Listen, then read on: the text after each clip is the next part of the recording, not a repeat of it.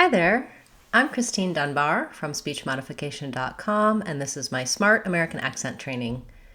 Welcome to our Word of the Day series, where we've been taking your requests for words you'd like help to pronounce in American English. Today's request was for the words utter and utterly, and we'll break down these words and help you to use them smoothly and easily in your everyday speech.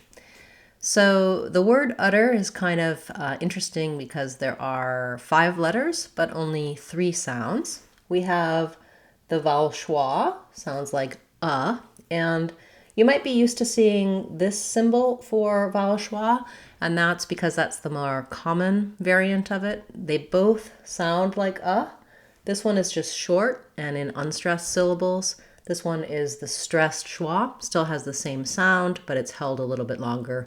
Utter. Then the 2 T's in the middle of the word utter are a flap sound, so it sounds like a D. Same actually pronunciation as the word utter, like a cow's udder. And then we have our vowel, so our tight back American R.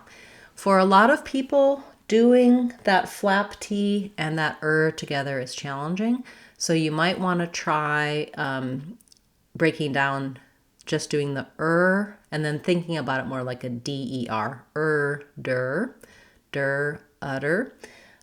What people will find is that I have worked with will tell me that either they can do the R, but then they have to say utter with a clear T, or if they try to do the flap, then they end up with something more like utter with their native language R, or more of a rolled or flapped R. So it is a little bit challenging, but again, starting with and then adding your D, der, utter might help you, or working on your R or your flap T in other words before you put them together. This is the same combination we see in words like butter and better and letter and matter. So it comes up quite a bit in many common words in English. It's probably worth working on if you want to get that native-like sound. If I said utter with a real aspirated T, most of the time people will have no trouble understanding me.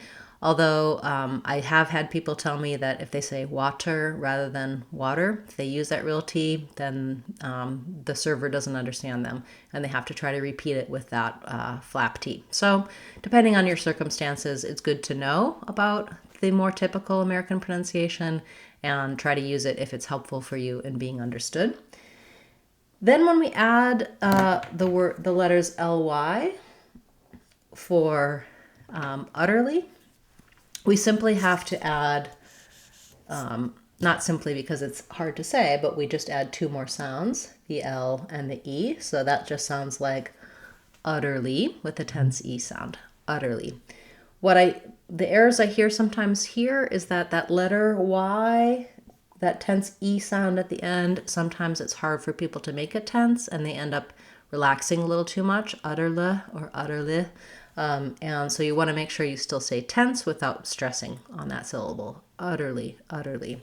Again, you can break it down slowly, utterly, and then speed it back up. When you can say utter and utterly by themselves, you want to try using them in some short phrases so they come smoothly and easily to you when you're speaking in conversation. For example, I was in utter disbelief after I read that newspaper article about the current events. I'm utterly disappointed in some of our leaders for their behavior.